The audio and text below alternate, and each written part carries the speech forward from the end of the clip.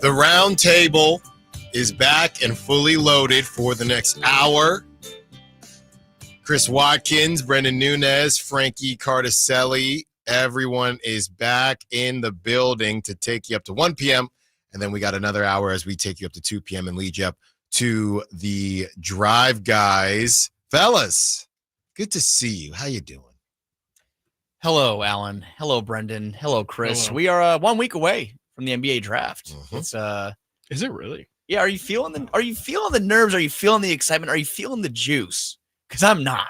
Well, I don't feel anything. Let's start there. Just as far as some of the rumors that the Kings, I believe it was Jake Fisher wrote that the Kings are telling agents that they're pretty confident they will be in the first round, and we can read those tea leaves. But yeah, how does it feel? I mean, I guess without knowing how the Kings plan on getting there, it's a little interesting. But does that tell you, when you first read that, does that tell you that they think a deal will be done? And I think this is all contingent upon Kevin Durant and them assuming that the Kevin Durant deal will be done, which would be interesting, because if it doesn't get done, how does that work as far as you being in the first round? But when you guys first kind of read that, what were your thoughts as far as, let's start with you, Chris, as far as what the Kings might be attempting to do?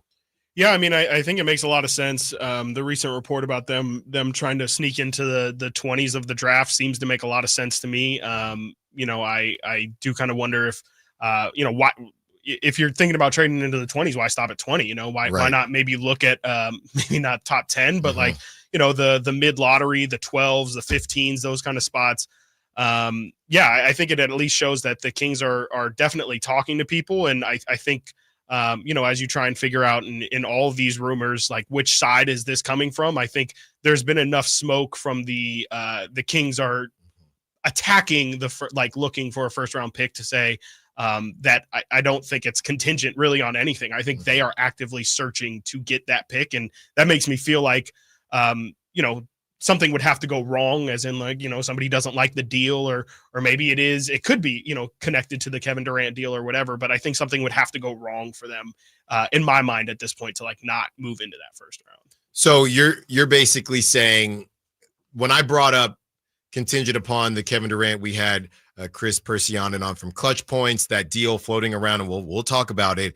Jaime Jacquez, number 20, and the Kings would give up DeMar DeRozan. You're thinking it could be, if this is a situation where the Kings are just kicking a pick, or the whatever team they're working with is just kicking their pick down the can to say, okay, we're going to take the Kings pick, which is very valuable. Sure. We're going to take the Kings pick 2 years from now and give them their first round pick 2 years from now and give them this early 20s pick. You're thinking that could happen irregardless of whatever happens with KD.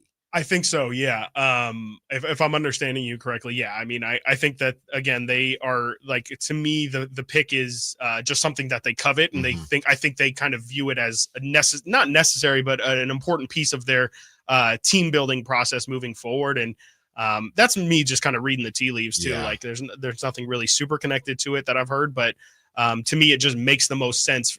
Going into next season without a first, even if it is a mid 20s or whatever, without saying we have a first round pick that we are also trying to bring into this process, it just makes it a little bit tougher to digest what exactly are we doing here? What are we growing towards? Because, we when was it, 2 seasons ago when they didn't have the pick?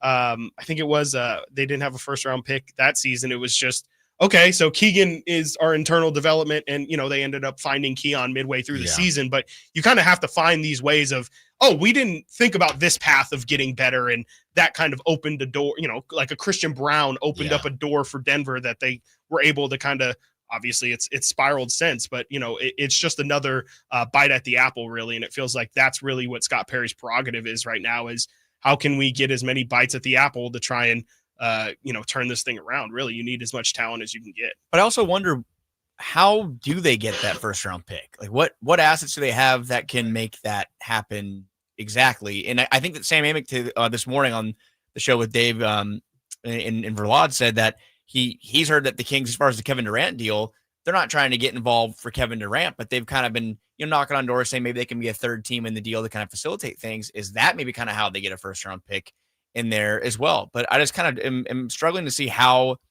they get that done. But also a question that I was talking to our good buddy Matt George about yesterday on his podcast was, isn't it puzzling if the Kings get a first round pick and choose to grow and develop a 25th, 26th overall pick instead of using that pick to kind of make another deal happen? Because we've heard the Kings don't want to rebuild. They want to retool. They want to keep going forward. But if you're bringing in a prospect and you choosing to keep that prospect, isn't that kind of like not choosing a lane? It depends. It depends on who they bring in. Or you're hedging your bets, I guess. Well, I think the bigger question is, and I know a lot of people are big on mini Steph, Walter Clayton Jr., but I think the bigger question is Steph. Well, I'm just saying this is how Mini people. I'm not. I Can we don't start with mini Seth? I don't. I don't want. Like in this league for a long look, time. I'm not. Look, I am saying that facetiously because basically the idea is, well, we need a point guard. We're going to draft a point guard. I don't think that's what you should do. We don't know if Walter Clayton's as good as Tyus Jones. I don't know that. And you're going to give up draft capital to go get him. So I bring that up, Frankie, because you talking about the timeline thing. Yeah, if they bring in a shooting guard or a center or a forward that isn't a straight up power forward and might, run into the Keegan Murray conversation, that's one thing. But they could go get a point guard and feel like, we only got a point guard, so get on out there. And I don't know how that would work. That would be them, I guess, picking a lane in that, yeah, we're going to develop our guy, but he also has to be good right now. And I don't know that I think that's a smart decision. I mean, I don't think that if they were to go trade up in the first round and get a guard, which, by the way, I don't think it's a shoe-in that like it necessarily means that they want a guard. I think this roster could look completely different. Yeah. And I don't know that you go into the draft thinking, oh, well, we have to fit around X, Y, and Z players. You don't know. I think all of these guys could be gone in 2 years. Like it could be an entirely different Kings roster. And like the two timelines thing, I think everybody gets lost in the, it's nearby, but the Warriors did it in a very wrong way. I guess they got a chip in the process, but like, look at OKC. They still have Case and Wallace on their team, super young. Andrew Nembhard is still growing. You still need to have internal growth routes, to Chris's point. You have Keegan and Keon right now, and I guess you could throw Devin in there as well. But this team needs to get younger at the root of it in my mind. They're one of the oldest teams in the league and they're not very productive. So this retooling, I think, doesn't necessarily need to mean like, oh, well, we're still trying to like compete for the Western Conference Finals right now. Like, sure, if all the cards played out correctly, maybe they could flirt with it or something. But I think that you're just trying to rework this to figure out an identity, like Scott Perry said, get a little bit younger and just start to create a clearer path forward, which you could go, if you did take a guard in the first round, you could get that and then go get a Tyus Jones to be the temporary point guard in his place while the other guy works in, I don't think drafting a point guard means he's your starting point guard going into that's what I was going to say. I don't think if you're not taken in the top 10, and even then, I don't think there's any illusion you're starting. Like if you're taking a point guard at 15 and the Kings trade up, like I don't think that's your starting point guard. I don't think anybody, especially not if the Kings are trying to hold any illusion of being competitive. Like I don't think anybody should try and expect to draft anybody outside of the top 5 players really and expect to see them starting anytime before the middle of the season. Like those guys are by nature developments. Like the Christian Brown types are going to be the kind, like that's the best possible scenario here is where,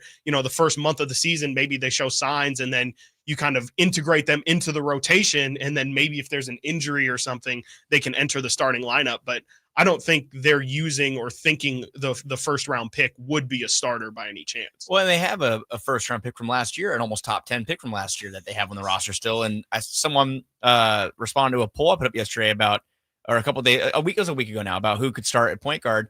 And they said, why isn't Devin Carter on here? It's like, well, I don't think if Devin Carter's the starting point guard for the Kings this October on game 1, something went pretty wrong with the offseason. And that's not a knock on Devin Carter. I mean, the potential. He would tell you that he's not a point guard. And he's not ready.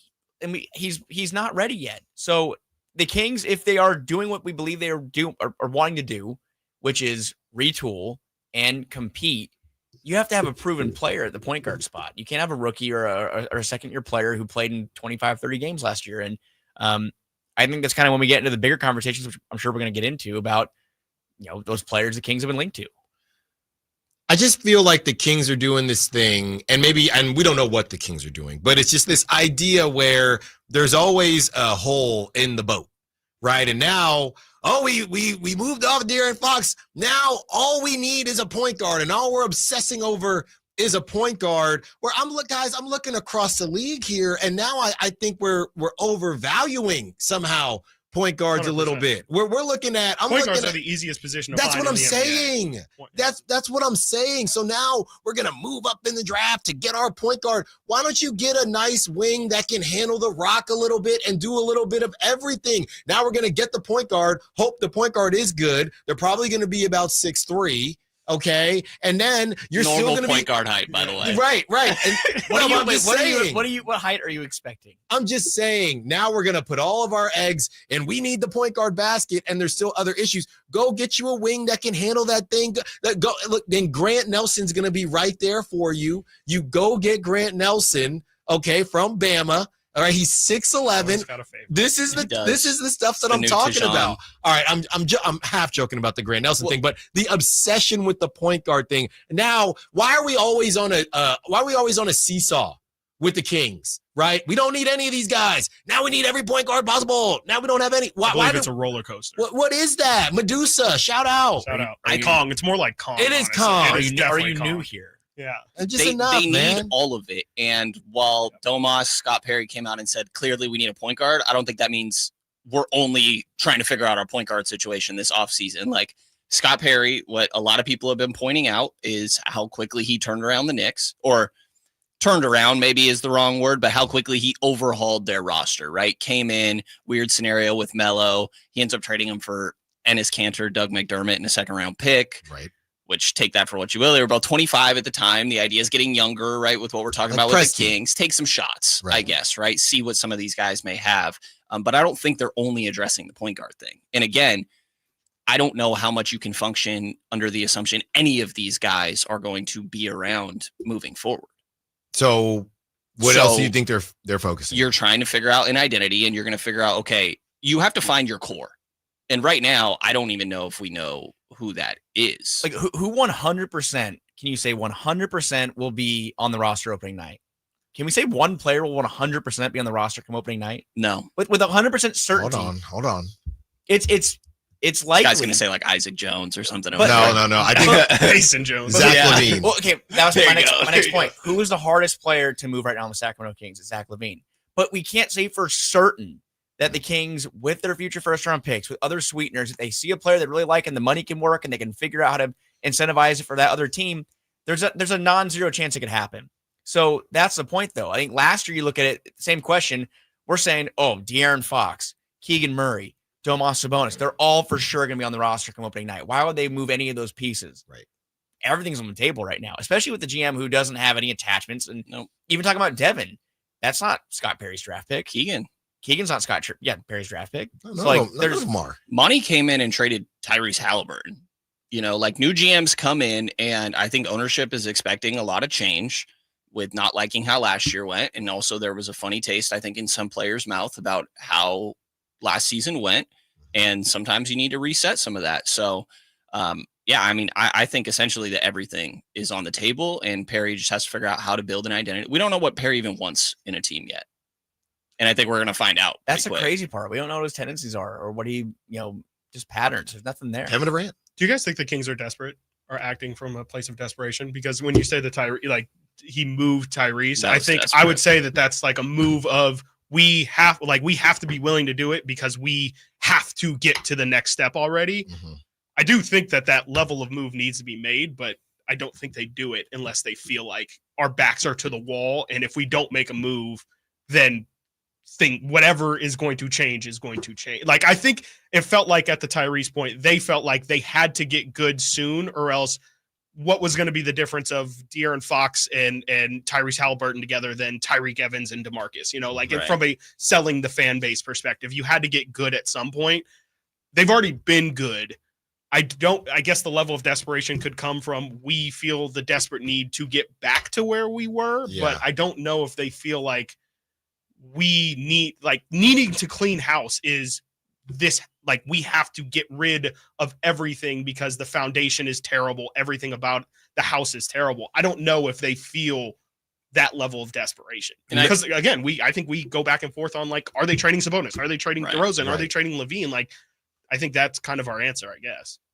I think that the question is essentially like, how much pressure is ownership putting on all of this, and how quick does this need to be done? But I think in the Monty situation, like, we saw him be patient for a really long time. I think when a new GM comes in, they typically have a longer leash. Yes. Typically, I don't really know if that's the case going on right now. But I think there's also an aspect of not liking anything that went down the last year and a half and being willing to move on from anybody. So I would say there's probably a pressure to find a direction and, like, again, just have a path, make it clear to ownership, to your fan base, to everybody. Okay, this is what we're building towards. And I don't think that's very clear right now. So I think there's pressure towards that, but maybe not pressure of like, oh, the West is wide open. We have to be in the Western Conference Finals and, like, try what we can next year. No, I keep telling people all the time. Okay. You got the three best players on the team right now. You got Mr. They're Nothing Like Us. Okay. And DeMar DeRozan, who I think they like, we all agree they like having DeMar DeRozan in the purple. That's how I feel. They got Mr. Nothing Like Us. They got Zach LaVine, who they've been in love with forever. And they have Domantas Sabonis, who is objectively the best player on the team, coming off the heels of moving the other argument for your best player on the team for 60 cents on the dollar in De'Aaron Fox. I keep looking at this situation like when a college coach comes in, right? And you got to get some of your recruits out. This is Scott Perry's, I think they're listening to conversations on everyone, right? But this is Scott Perry's year to say, y'all got a lot of bleep going on here. I'm coming in, I'm assessing the situation, but I'm not going to make any bad deals because I don't think that this year is going to count against Scott Perry personally, because he didn't make this mess, right? And he's stuck in this situation. I think you go get a Tyus Jones. I think it turns into, does DeMar DeRozan want to be here or not? If he doesn't want to be here, then it's a John Collins variant and Tyus Jones, and we'll see what we do. If he does want to be here, I think they could run it back, and it's just Tyus Jones. I don't think that it is that crazy, because I don't personally think that Scott Perry's clock, if you will really start this season. Well, we said the same thing, I think, when Monty was hired back after Vlade left. I think I remember saying the same exact thing, that, well, we got to see what he can do, and this isn't his mess, and that. And, like, sure, there's a little bit of leeway there. But I will say that with that, there's like a different kind of set of circumstances as far as Monty was coming into a situation that was already bad. Mm-hmm. And Scott's coming into a situation where it's, the Kings they won 38 games and they made the play-in for the second straight year. This is not comparable, I think, to when Vlade and to Monty. It's a little different. There's a lot of talent on this roster. Mm-hmm. And I do think that, yes, could they roll things out next year and be in a similar spot and compete, maybe get by, maybe get lucky, a couple injuries are in the West, and compete with this current roster, this current core? Sure. But it just seems like, the reading tea leaves part of it, and just kind of like the tremors are saying that they're going to do something that's like surprising, or like that is going to be that we didn't expect, because again, no attachments to this current group or this core. And I think you do see guys like the big question mark is DeMar DeRozan, which I'm sure we're going to talk about in a little bit here. That is the biggest question mark of the Kings offseason so far, is he going to be here? Because he was their leading scorer last year. He was, believe it or not, the focal point of their offense, because De'Aaron Fox, once he moved, it was all DeMar DeRozan, even when he was here. So that's the biggest question, because if you do run it back with DeRozan and LaVine as your two primary scorers, we saw what happened in Chicago. You bring in a pass-first point guard, maybe, okay, like a Lonzo Ball type. They did that in Chicago. It didn't work out very well. Well, that not according to DeMar DeRozan. DeMar DeRozan been on every podcast. It went well for like half a season. I'm just saying he's on the record saying that went well for them. No, yes, he said if Lonzo would have stayed healthy, who knows how good we could have been. Like he points out that they were first place. Mm-hmm. Like then Lonzo goes down. They were cooking for a little while. Everything kind of spills out from there. But how often do you see teams, first half of a season play really well? Isn't Utah usually like it feels like a team the last couple years where they were really good for a sec? Yeah, they were in USC together. just yesterday. That's what I'm saying. Doug was there with too, Doug. And remember, That means absolutely nothing to me. Just so you know. But there were whispers that like DeMar was kind of waiting to see what happened next after the Fox trade happened, because he was kind of ready to maybe say, maybe it's time for me to move on. Now, when Levine came, I think that was what kind of made him say, okay, I can stay here. That's my guy from Chicago. Like, they go back. But are we really wanting to kind of have the Kings hitch their wagon to that duo? Frankie, that's not us saying that. That's what they could do. I don't want that. Are you sure? I would be shocked. You want to add Tyus Jones and roll it out there? I'm not. I'm saying that's what they could do. Frankie, who are you trying to move then? Jordan Poole and roll who it are you out trying there. to move, Frankie? Who trying to move? Who are you trying to move? It feels like DeMar DeRozan's gonna be on the move for sure. And then it all comes back to what are you actually going to get? Because I think that they could get a nice return for DeMar DeRozan, but I can't say that for sure, right? I think that you have to also consider packaging DeMar with other things like a Malik Monk or a Devin Carter or draft capital, and then all of a sudden you're using his salary to get better. You're not just, hey, what can we get for DeMar straight up? Yeah. Like on a swap, I don't know how far that gets you. How much value does that really truly have? I don't know. Well, and that's the KD sweepstakes, and whoever loses in that, we had on Chris Persianen, and that's up on our YouTube right now and on the Sactown Sports app. And, he brought up that Devin Carter's name. That's an example of a sweetener, if you will, that could maybe net you more back than just DeMar DeRozan. That's what we're looking at as well. But all I'm saying, Frankie, I'm not saying I want to run this back. I do not want to run this back. Then let me be on record. But if they are not going to blow it up, this is just my blueprint. This is my guess as to what's going to happen, right? Maybe they could get a little spicier with the DeMar DeRozan deal, but I think you're going to get a decent player back or players back for DeMar. You go get your Tyus Jones, and you fight for the 6th seed again.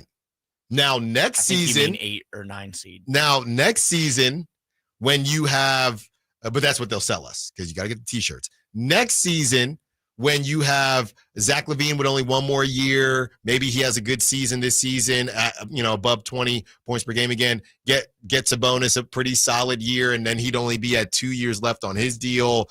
That's when I think you could see Scott starting to go a little bit deeper here with some of these moves. Maybe it happens now. It ultimately comes down to what that timeline is, and we're currently trying to figure that out. The last dance, dare I say? For who? Is this year the last dance for this roster, for this core? That's what I think it's one more year.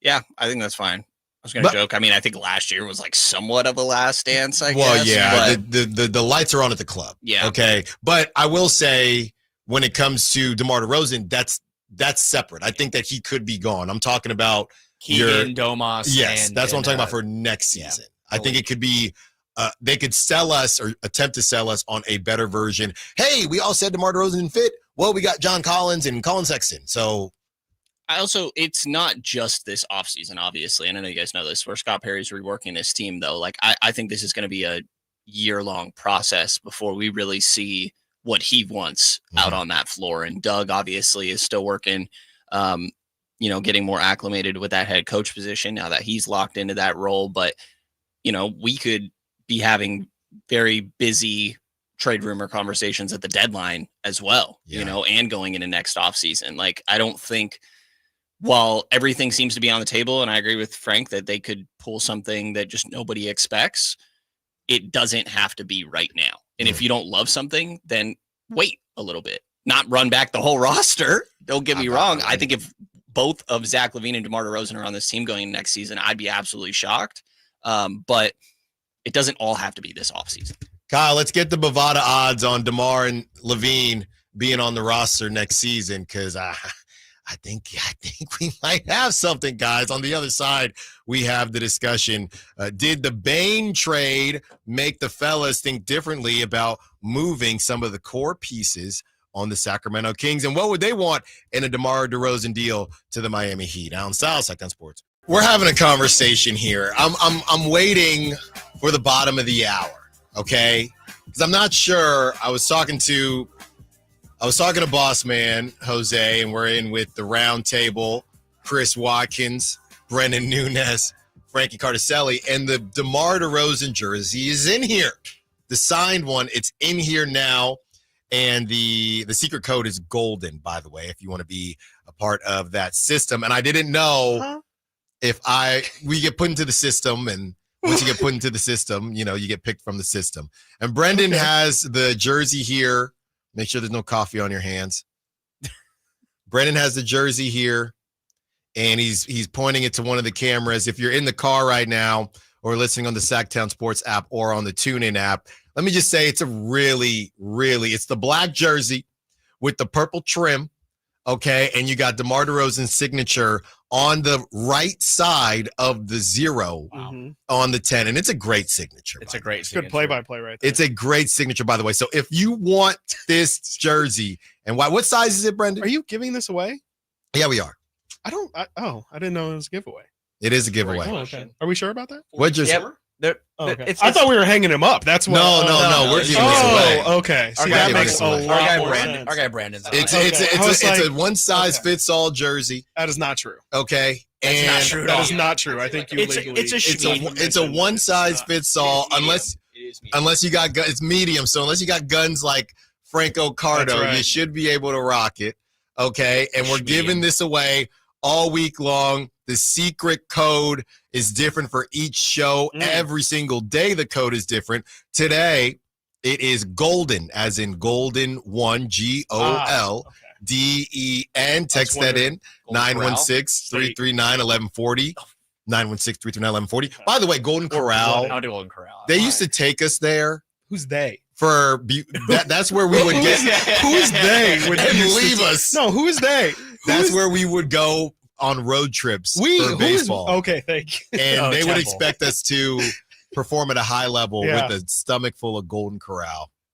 Yeah, I just couldn't run as fast. You know what I mean? You only stole like 5 bases in college. I saw your because of the Golden Corral. You would have made it further if you had a better diet. I mean, come on, man. We Golden Corral. How many butterfly shrimp can I eat? It's not cheap. No, I mean, you probably do cheap. It was on Temple's time, I'm sure. It was. I need that NIL money. That's right. As we get back to this, speaking of money, get back to this Desmond Bane conversation. And I want your guys' first thoughts when you saw the deal. Kyle and I have gone back and forth and kind of debunked how ridiculous of a deal it was as far as the draft picks are concerned, but it was pretty hefty. And I was listening to the Drive guys yesterday, and I had to text Jay because Jay and Kyle Draper said they didn't think that a Sabonis deal would net that type of return, and I disagreed with them. I take it to Chris Persanian from Clutch Points, and he kind of agreed with the Drive guys. What were your first thoughts when Desmond Bane got moved, and are you on my side or the other side as far as Domantas Sabonis netting a return similar to that? Let's start with you, Frankie. That would be ambitious, I think, as far as 4 first-round picks, and I don't want to dig up. But is Desmond Bane better than Domantas Sabonis? No. But look what De'Aaron Fox got back in the. Oh, Brenden, would you like the floor? This guy's crazy. That's why we can't have these conversations. Better's probably wrong, but more valuable. Yes, there you go. That's the conversation. Okay. Younger contract is better, I believe. I believe he's a better defender than Domas, sure. But position of need, I mean, how many centers in the NBA can do even remotely close to what Domas does? I don't know. It depends on your team. For what Orlando needs, they needed a player like that. That's something they need to add. Yes. They need to add shooting. They need to add more floor spacing. They have some of the best forwards in the game in Wagner and Banchero. Yes, they do. Had to do it, sure. Can Domas get 4 first-round picks back in a trade, though? I don't think so. I mean, Fox what was it, 2 in a pick swap? But don't think about Fox. That was a bad deal. But Fox is a better player than. But that was Bane. a stupid time to do that deal, though. But what I will say is there's 2 extremes here, right? Is that there's also the other end of, sure, the Fox trade may be a bad deal for like net return, but I think the Bane is the extreme on the other end. Okay. Where overpaid. I don't know that many teams are getting. Yeah, it was Orlando clearly was like, we want Desmond Bane, and how are we going to make this work? Right. And it seems like they just kind of got milked for a lot more than what I think is just the typical market. I don't know. I feel like a lot of people are like, oh, does the Desmond Bane thing set the market? I don't think it does. I think it's pretty unique. I don't think the McHale trade set the market That's for true. anything. Okay, but we say this every year, but it happens. It happens. If you have a quality, like these, I forget, one of you guys has mentioned this idea before, but like the third player almost becoming even more valuable than the second. I want to say it was you. That if you have a player, you have to have a player that a team loves, that they think, oh, this is just the great fit, the McHale, the Desmond Bane. The Kings, I mean, maybe Keegan. I was going to say, what could Keegan get you this? Maybe. He's young enough, yeah. I think Keegan arguably could get more first back in a deal than Domas, which is kind of crazy when you think about it. But the fact that he's controllable, he's not even into restricted free agency yet. He's going to be a restricted free agent unless they've signed an extension, which hasn't happened. But Domas is going to be 30, I think, after next year, making $40+ million for 2 more years. Well, and Brenden thinks that Zubac is better than Sabonis, so we're not doing that. Is that true? He did say that, yeah. I may have said that one time. He definitely said it. I think better is the wrong word, but More I did say it. I did say it. I did say it. What is I the can't word? deny What it. is the word? I think it's you more would value. use? I just think Domas is very tough to build a team around. You just think he's overpaid in the modern NBA. You think he's overpaid? I think that he is in the wrong era, unfortunately. Chris, he would cook on the 2002 He Kings. really though. would. He would. Chris, He definitely what did you would. think when you saw the Desmond Bane deal? Yeah, I'm trying to get kind of hammered down exactly what the exact picks are, because that can always get a little funny too, as we kind of found out with like the De'Aaron picks in Charlotte, Like like the how Charlotte a pick, first round pick is actually 2 second-round picks. Looking at it, it says 2026 first round. It includes a rights to swap with Phoenix and Washington. I'm not sure what that means in a I'm sorry, it's next year's pick. So next year's first round pick, they can swap with Phoenix or the Wizards. You would assume that they'll probably be able to do that. And then 28 and 30 are actually unprotected. The swap is top 2 protected in 29. So there are some protections with the picks. I mean, yeah, I definitely think it's an absurd amount. I think I definitely lean more towards kind of what Brenden said. And this is more clearly that Orlando really, really thought Desmond Bane is specifically the perfect player to put next or put in that system. And I guess, much like the Knicks with Mikal Bridges, you kind of can't put a value on if a team just really, really, really wants a player and is willing to do whatever it takes to go get them. And you don't really know who those players are until these deals happen. And like, that's why I think right now, today, I don't think Keegan's in that category, but if we see Keegan return to 38 to 40% from 3, and he's still one of the 2 best defenders on this team, I don't really see why not. I mean, if that becomes Keegan's reality, and I know Desmond is shown to have some abilities to step up as the primary scoring option, which I think is really intriguing for Orlando, but I don't see why Keegan couldn't be in a year or 2, and that's if things go perfectly well for him, why he couldn't have that kind of value. He's bigger, he's taller, he obviously, like everybody else, has longer arms than Desmond Bane. Like, I feel like, Keegan is the mold of the kind of guy who could get that kind of return, but here now today, no. I mean, I don't think he could. I definitely don't think Domas could with how his contract is currently laid out. I don't think anybody on the Kings would net this kind of return. Malik could maybe get you 2. Maybe. Like Maybe. protected or some lower ones. Well, better team. Well, then if you had to rank, out of the current Kings players, I mean, who will get you the most first round picks right now? Keegan. It's Keegan. Keegan, probably, yeah. right? If you were to Keegan. just say like, we only want picks, don't wash anything with players, I would think straight up Keegan could probably get you. So probably goes Keegan, Malik, Domas, Zach, Keon. I literally, yes. So yes. that's when my mind shifted there. If the Kings are trying to get a first round pick this year, I feel like a Keon swap for that would be like probably on paper it makes the most sense if you're getting a 1-for-1. But also, why would the Kings do that? I don't know. Who do you draft that is better than Keon Right. Ellis this year? So Exactly. I don't know, but Walter Clayton. Stop it. he's not my grandpa. Every time I talk Just grandpa, like Frank Mason all over. But again. it's so classic. I watched though. the Final Four and No, was like, but- that's my guy. But that is what's so funny, though. He's the guy. There's always a Final Four guy. There is. Davion Mitchell was Justin the Final Four Jackson. guy. Justin Jackson. And the Kings love a Final That- Four guy that- besides Steph Curry. But that draft, they got like the big names. It was Fox, Justin Jackson, Harry Giles, who was like people have compared him to KG in high school, and then Frank Mason, who was the player of the year, I think. So Mhm. Yeah. hell of a G-League draft. MVP. When we get back, we will discuss what the guys would want back in a potential DeMar DeRozan deal. And is it possible we've already seen the best from Malik Monk? Allen Stiles, Sactown Sports. One more segment with the fellas. And Brenden, I'm going to have you grab that just one more time. I told you I wanted to do it at the bottom of the hour. Kyle, which camera should we do this? We got the DeMar DeRozan jersey. Camera one. What's my camera one? My right? My straight on?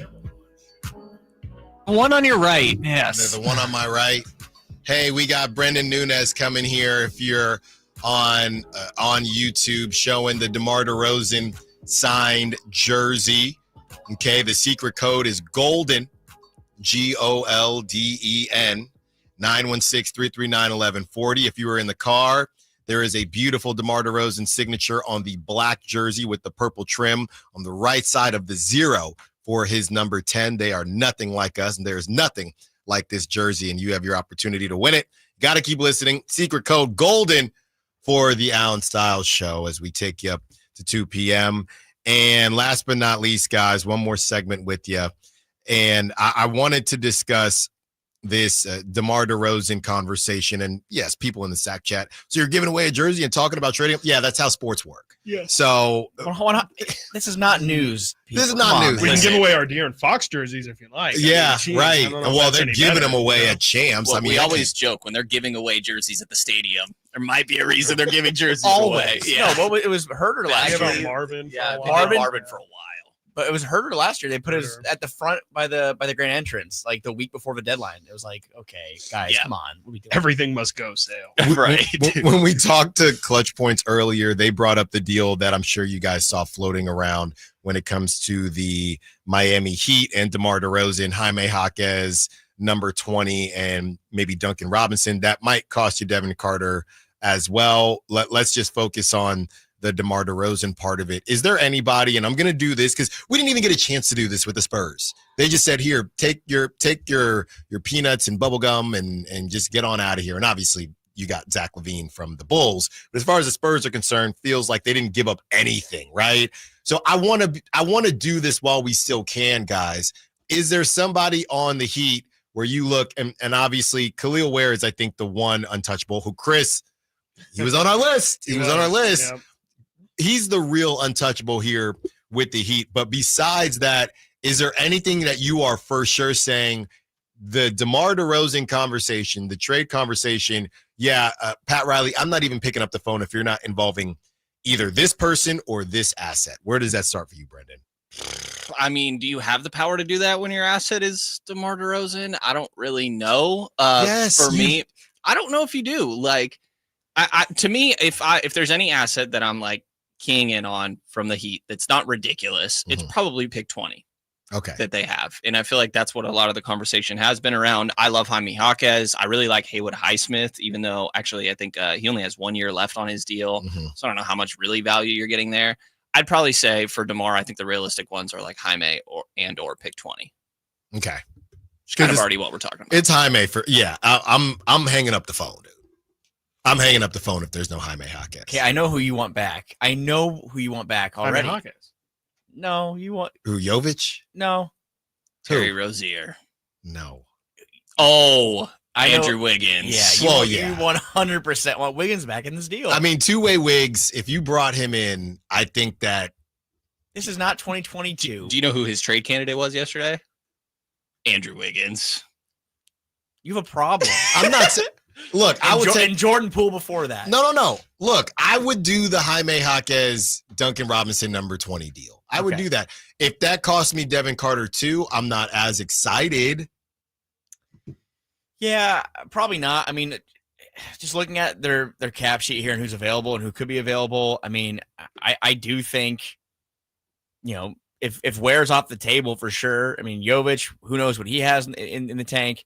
Kyle Anderson as a No. depth piece. I mean, you have to replace Trey Lyles. He makes more than him though. There's not much. I think pick 20 really. If we're talking about moving to the first round, if you're swapping DeRozan, you know, I don't know how the salary works out, how it works around. If it isn't a third team Kevin Durant trade situation, you get pick 20 out of moving DeRozan. Is it the worst thing? What if you have to move Devin too? I mean, have we seen enough from Devin to say that moving him in front of their first round pick is the worst thing in the world? Maybe it's not fair because we haven't gotten to see him play fully healthy or play consistent rotation minutes for sure. That's the biggest thing I would say is Devin Carter did not play consistent rotation minutes a lot last year. But if you're going to flip him for the 20th pick, is that the worst thing in the world? I think it all depends on Scott Perry's like pre-draft evaluation of Devin. I think he's probably still forced. I mean, you'll have some information on obviously like how he is as a person, how he works and things like that with the year in the org, but we didn't really get to see much of anything from him last year. There was injuries that took him out the start of the season and then he gets hurt again. He cooked in Stockton. He did. He went off every time he went down to Stockton. He absolutely destroyed, but I think it depends on Perry's pre-draft evaluation of Devin. Because wouldn't you basically be saying that you think this year's number 20 is going to be better than Devin? That's what that's saying. That'd be the assumption I would say, probably, but that depends on how the front office views who's available there. Maybe they feel very strongly that player will be better than Devin Carter in his potential. Because it's Walter Clayton. And they get to bring back Wiggins too for salary filler. No, man, I don't think so. I don't think Andrew Wiggins replacing DeRozan makes his team. You brought up Andrew Wiggins. I didn't bring up Andrew Wiggins. I know you want him. If we all wrote down our returns, Frankie has turned this segment completely if around. we had to write down the returns that we want ideally back from Miami, you would not put Wiggins on your return sheet behind Jaime. Okay. I actually don't hate Wiggins for what it's worth. Thank you, Chris. Who are you saying? I need that. Yeah, my guy is Jaime for sure. I just think he's like a Jake LaRavia in my mind, where he's just like, he's a guy that you throw out there and he's going to, give you a little bit of everything. He's going to give you, and I know he had a little bit of a down season or a big bit of a down season last year. But I think I saw enough. And even in his pre-draft, I was a really big fan of his as well. I just think he's a really solid player. He's a kind of a little bit of HB in him, where it's a master of none, jack of all trades. But I think if he's coming off your bench, if he's giving you 20 to 25 minutes a night, like I just think he's a winning player. Like he's the kind of guy who's going to get you offensive rebounds. Like he's going to get you, stops and certain possessions where he's very switchable. He can play 4 in some lineups. He's just a guy that I think if I were running a team, he's like a Josh Hart. He's just a guy that I would want out there. I feel like he's going to go out there and make plays. And I feel like most importantly, he's super versatile. Like I know Duncan Robinson's probably the guy that is going to get the headline of the trade.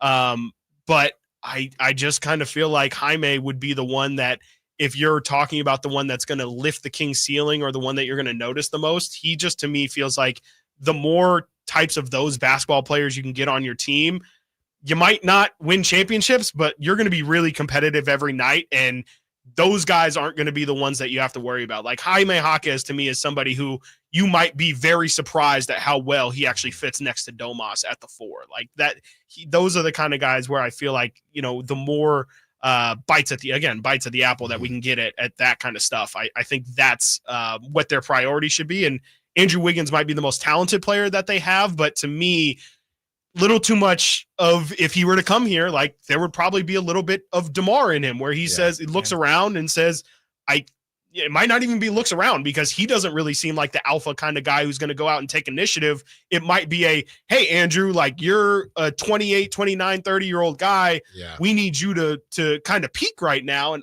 I don't trust Andrew Wiggins to be that kind of guy. I mean, not just because Jimmy Butler told us he's not built like that. I just feel like he's never really shown besides that one finals run, never really shown, hey, I know I'm the number one. Like, let's not forget Andrew Wiggins. When I was in high school, 2013 class, Jordan. He was Maple Jordan. This guy had legitimate LeBron James prospect level talent. But we know what he is and now.